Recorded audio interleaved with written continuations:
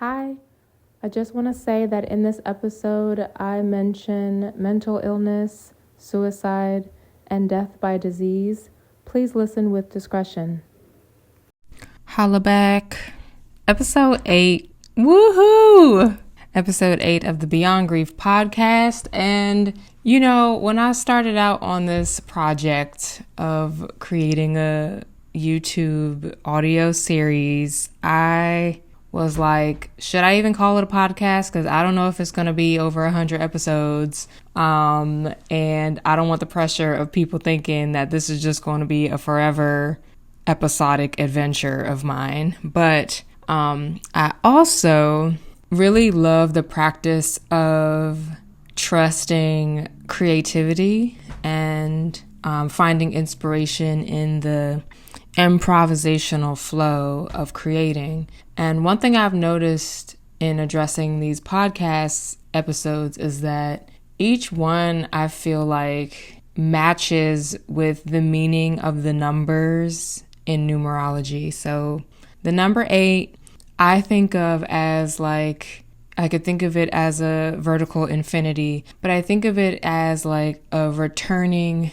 energy flow, like energy that flows from one side to the next, but has a meeting point in the center where, the energy given is the energy gotten. And coincidentally or artistically or perfectly or improvisationally enough, I have decided to feature this episode on basically what I had to do to let go of fake friends and false loves. And this topic feels controversial to me because I'm a Libra rising and moon, I'm a Cancer sun, I'm a big sister, I'm a first daughter, and I just feel like I have had so much responsibility to take care of people, to show them the love that they need, to shepherd or usher people into believing in themselves. And I think this was a response of, in some parts, my growing up not feeling poured into enough. It's not that I didn't grow up believed in. I do think that my mother really believed in me, but often in my reflections of my childhood, I wish that I had more experience with actually being supported and ushered into and through certain experiences and opportunities to help me grow.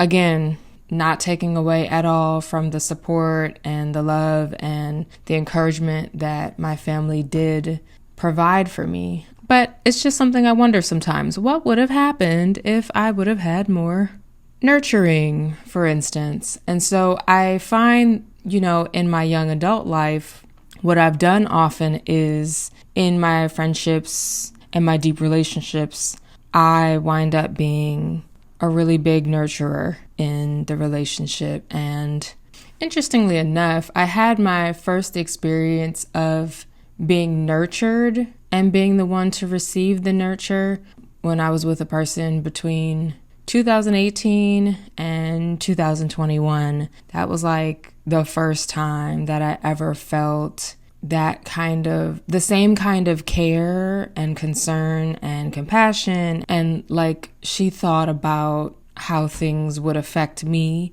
the way that I had given so much care to others in the past. And I think it was really important for me to experience that time in my life because in some ways that's a relationship that I flopped because of my own processing of childhood issues, and specifically issues with my mom and trusting her love. But as I say that, I know that I also feel very complete about that relationship and what it did for both of us at that time in our lives. But I bring that up because I had the experience of sort of being on the other side of someone pouring nurture in, and in this time I wasn't the person that didn't return it. I I ate it up. I soaked it up. I needed it. I was underweight, malnourished, and I really hadn't understood yet how the deaths that I experienced in my life, the grief that I was going through over the loss of loved ones, over the big changes in my life, and the stress of being that big sister that I am and taking care of everybody before I take care of myself, which actually landed me in a place of pure exhaustion and illness. That was the only reason, or those were the reasons, the group of reasons why I didn't have the wealth of energy to give nourishment back in a reflective manner to that relationship or the person in that relationship. But I'm forever grateful for the ways that she did pour into me, that she was an angel in my life. I still feel sorry for the ways that she felt hurt by me and by my actions during the relationship. And I feel an overall sense of trust and clarity in, like I said earlier, the completion of our experience in relationship together at that time. So I guess I want to open with that story because I am going to talk about times that I feel like I've given a lot in relationships and not gotten enough in return. But I just want to shed light on the fact that I also have been that person who has not returned the energy and the effort and the care and compassion and forethought that another person has offered me. But the nourishment that she gave me kind of started me on my way during a rebirthing journey that I didn't know until now that I was under since 2018. So I'd say she saw me in like my toddler stage, from infancy to toddler stage. And I also had the support of the wonderful trees and mountains and fresh air and clean water to help in the rebirthing experience in a way that really supported who I am as a soul. And then when I moved from there, I experienced a few years of, that like old toddler, small childhood, a lot of running around, more experiences, more people, kind of like going from not going to school to going to school. So suddenly having a wider social network. But within that network, I fell down often. I won't say that they were mistakes because I learned so much from them, but how I see them in this analogy of my rebirthing process, I see them as incredibly important lessons that each time I got up from, I learned better how to balance and manage my new body. And then in the stages of the last couple of years, let's say I've been, in this analogy, 6 or 7, I've been actually able to discern better what is for me and what's not, and take risks that feel fun but don't really endanger the work that I've already put into my life, and curating it in the most supportive way for myself that I know how. But within this stage of discernment, and it's been a really heavy stage, I just want to be clear about that. Like, it's been intense. And if you would have asked me if I would have let go of some of the things that I did over this past year, 5 years ago, I would have said, no way. No, I've been too attached to them. I live for this. I am a nurturer. It's part of my identity, and my purpose in community is to hold people up when they are having a hard time. And that does not feel true anymore. And I actually really needed to let go, in large part, that identity, because I found that it was slowly killing me.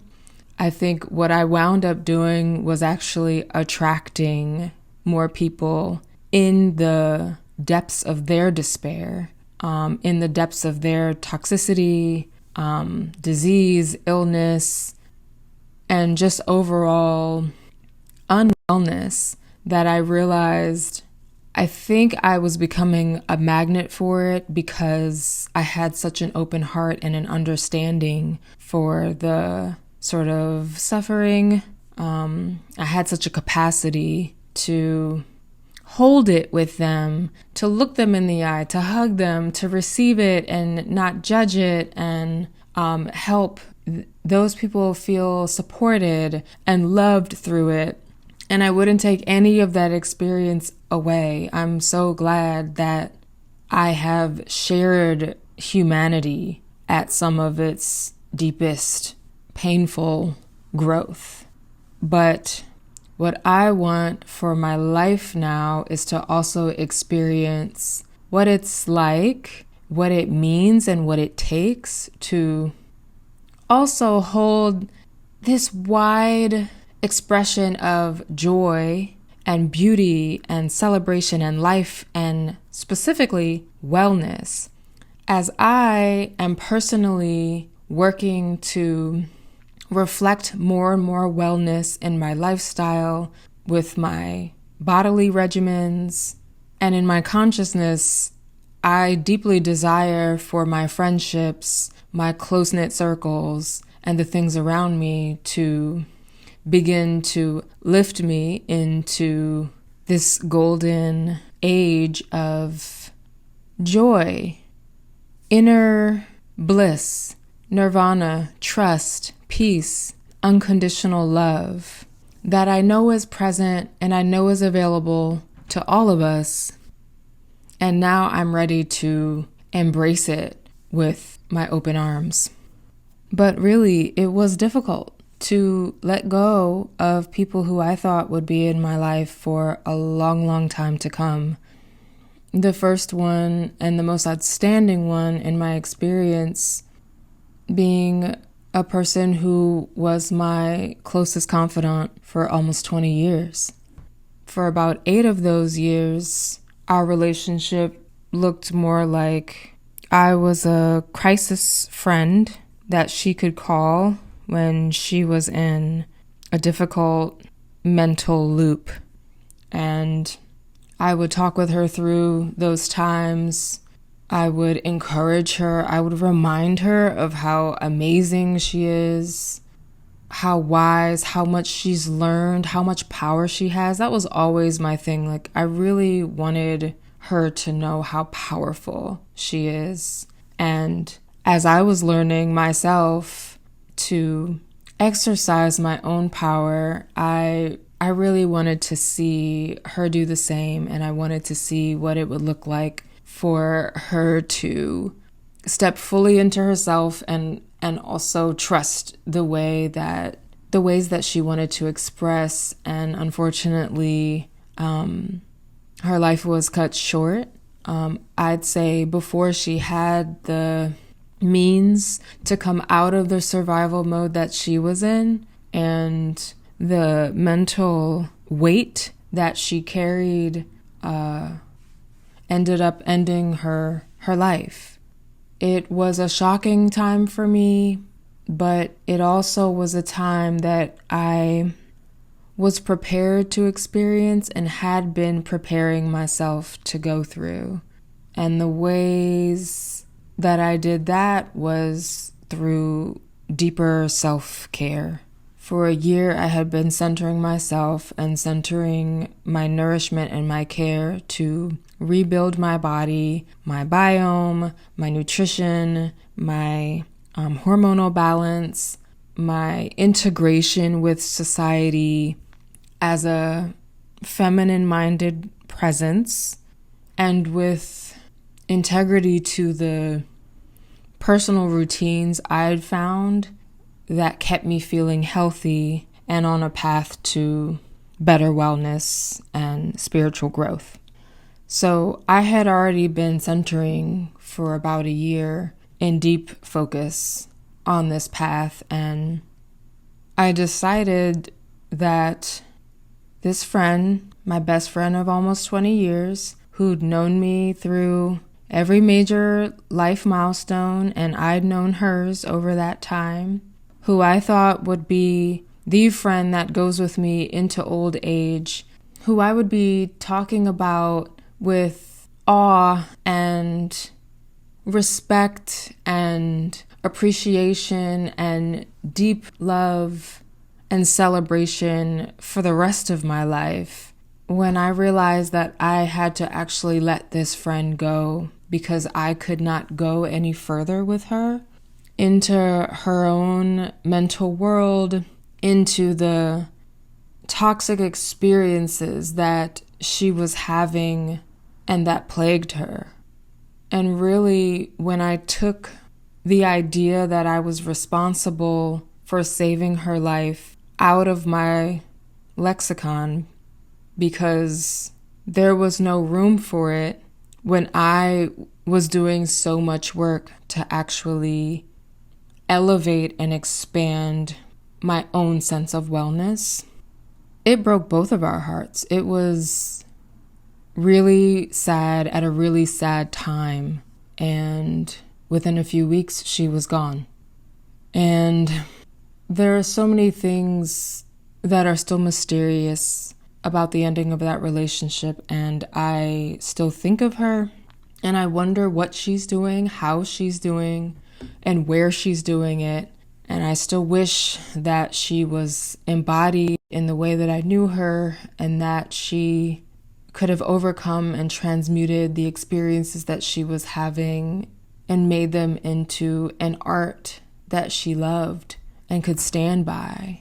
But that's not how that happened, and I was very clear that I could not go with her to that place, that it wasn't the end of me or my life or my dreams or my body, that my responsibility to her as a friend was not to sacrifice myself for her, but instead my responsibility for the whole of my life is to be a steward for myself first and give from the overflow of the energy that I cultivate within myself.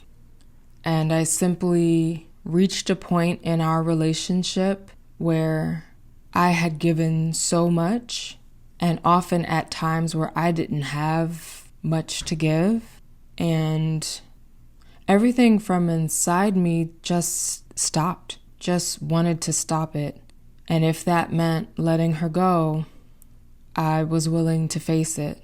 Well, I should say I got willing to face it because it was a process to actually accept and almost grieve the loss of the relationship before it even happened, because it was clear to me in my intuition, in my foresight, and my forethought that I would not be the same. And that meant that I would not attract the same kinds of friendships, the same kinds of relationships as I once did. I would not stand for or stand in some of the ruminating pain and unwellness that I'd become so accustomed to. I was pulling myself out of that world, and with it came pulling myself out of relationships that reflected that part of me. So that was one really important standout relationship that changed and that I watched changed and that I helped change. But there were others as well. I had a friend who passed the same year, who died of an illness. We're the same age. And even for her, I think it was very interesting in my life at that point because I met her just a couple years before she passed, and we became friends very quickly. It was really easy to talk with one another and see God in one another, enlighten one another, and I really enjoyed our time together because it was full of gratitude and celebration of life and love for God, this the Most High being of creation. Even though we came from different religious backgrounds and I'm not religious, we really had this spiritual connection that I relished in, and I enjoyed talking with her so much. But as I reflect on our short relationship And I think of her still. I miss her. I wish that I could talk to her right now the way that I used to, because as things happen, I want to tell her what's going on. But I feel like my life was really, really pushing this transformation in myself. And the transformation required me to be ruthless, which is a word that she actually used in a loving way, that I had to be ruthless with my self-care. And when she got really sick, and there were changes in her physical capacity to do things, the old part of me was still speaking to me, saying, oh my God, we got to get up and we got to go. We got to be with her. We got to be at her bedside. We got to do everything, blah, blah, blah, blah. Kind of like rush in as this aid, this nurturer, this savior, which if you followed my podcast thus far, that's what I did for my mother on her deathbed in 2010. I was there by her bedside every day and night. I loved it. It was a wonderful experience, ultra spiritual, but also carried with it the trappings of nurturing others over self. And that's been a lesson that I've been learning about from then, 2010, until now. And it felt like both of these deaths of close friends happened last year in 2024, within like 4 months of each other. It was very quick, and it was deep, and it was sad, and it was hard, and it was stressful, all the things. But also in it, I realized that although I heard that part of myself want to rush in and be a kind of savior, a kind of spiritual, death doula, I knew that I was on such a clear mission in myself to set my course, set the right course for my life in joy and wellness, and just turn around a lot of the things that I had experienced and normalized in my life and elevate from them. At that time, it's almost like I sent myself through a boarding school or something like that. It's like preparatory school, like very focused attention on myself. Evolution.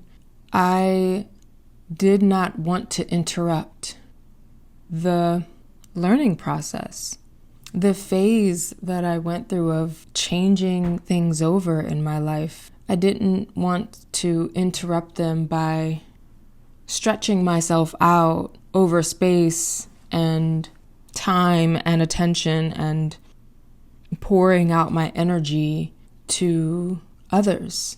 I really needed, as an empath, as a person who has helped raise a child, who has helped support my family, who has been a death doula for multiple people, who has been a transformation doula for multiple people, it was time to focus my attention on myself. And I swear to you, within that year, that was the toughest year. That was the year where I went to more funerals than ever before. 5. I went to 5 funerals in 1 year. 3 friends, 2 family members, only 1 died of old age. And it was just really intense. But for me, it was the right thing to do, because I knew so clearly that I needed this year to build myself up in my new foundation. And I didn't have space for distraction anymore.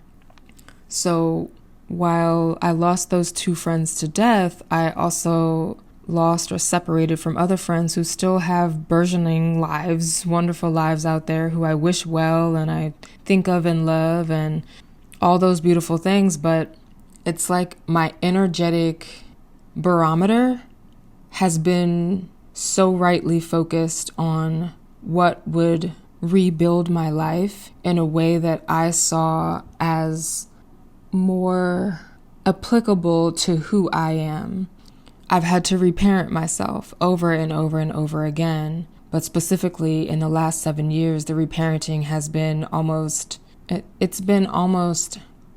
a perfect mirror to a T in perfect detail of like a birth or rebirth in my case, through the stages of childhood to where I am now, where I'm now discerning how to wield my energy, how to integrate myself and who I truly am with the world and how I relate to society, how I want to show up in my life, what kind of things I want to do, and how much energy doing those things takes. I heard someone say the other day that creativity has a threshold.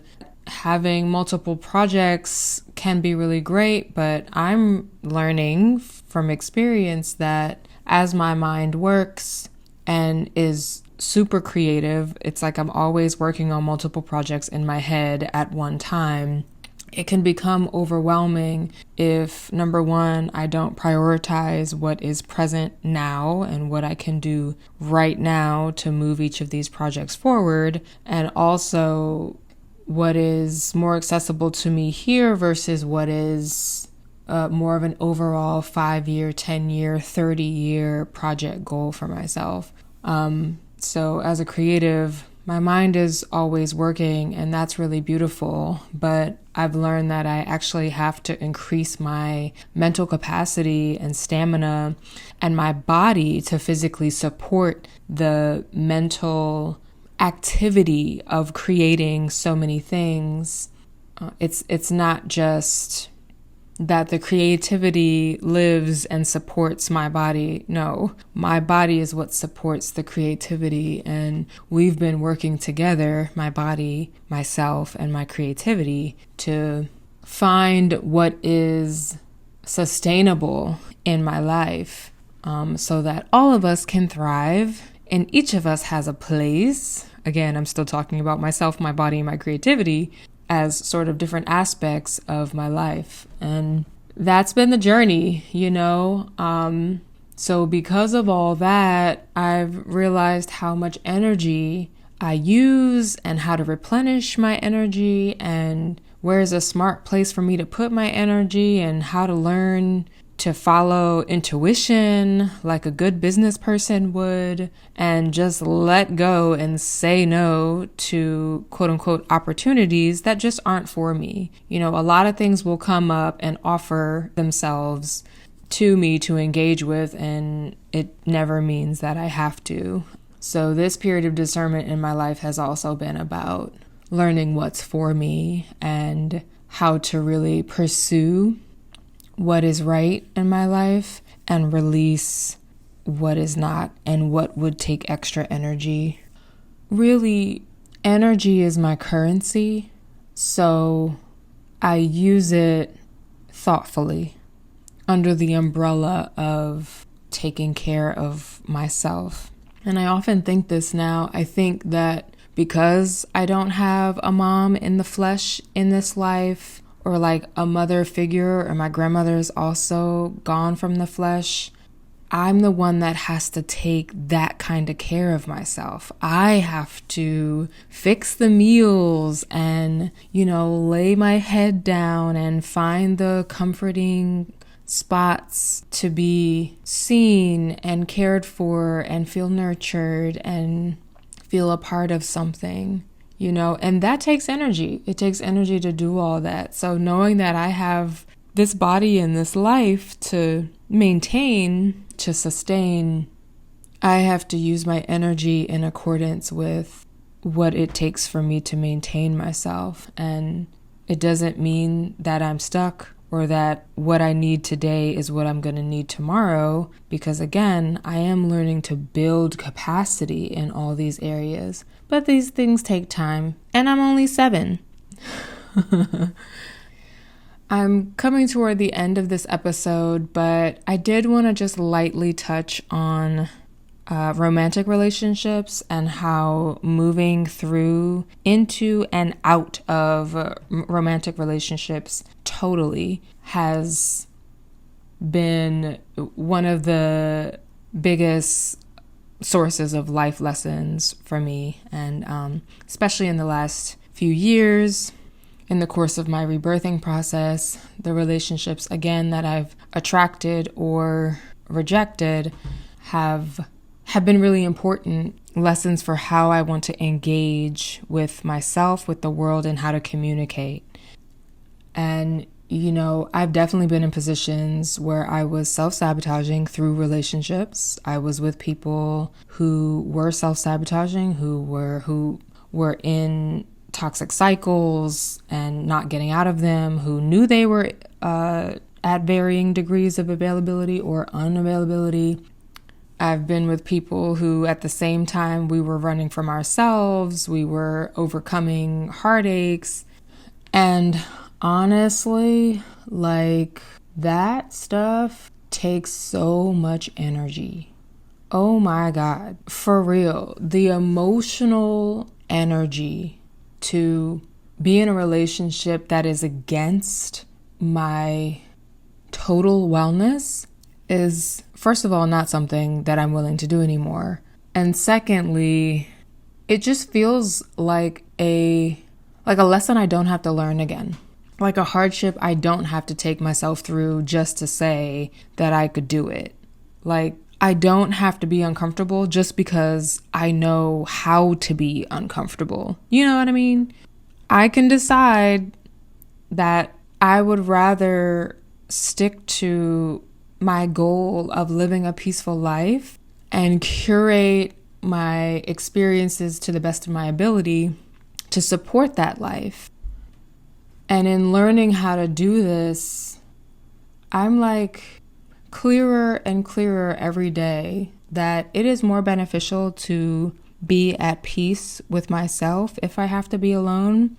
And really, I'm never alone because I can truly feel the presence of my ancestors. And when I walk outside, nature is my best friend. But I mean, in terms of interpersonal relationships, I would rather be alone and at peace than be caught up in the drama of someone else's toxic loop cycle just to have someone close to me or someone to touch. And I know touch is very important. Humans, we thrive on touch. We need it. But I know the experience of being very confused by essentially being desperate for touch and closeness and receiving some version of it on someone else's time or at someone else's convenience. But I also know that in general, when there's something that I want, I have to give it to myself first because it's never going to feel fulfilling for someone else to try to give it to me if I'm not giving it to myself. So, self-care first, people. We need it. We need it to be healthy and sane in society, in our relationships, in our work, in our creative projects. Yeah, we need us to be healthy, and we need us to know ourselves and love ourselves. And for me, love is primordial, but it's also an action. So these are the ways that I've shown myself love.